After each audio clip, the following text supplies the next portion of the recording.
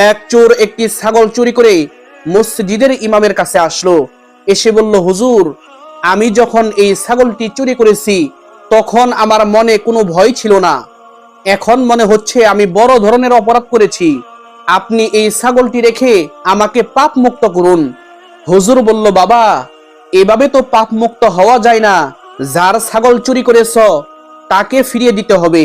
চোরটি বলে উঠল, হুজুর, আমি তো ছাগলের মালিককে ছাগল ফিরিয়ে দেওয়ার চেষ্টা করেছি, কিন্তু সে নিতে রাজি হচ্ছে না। হুজুর বলল, তাহলে তো তুমি পাপ মুক্ত হয়ে গেছো, যেহেতু তুমি মালিককে ছাগল ফিরিয়ে দেওয়ার চেষ্টা করেছ।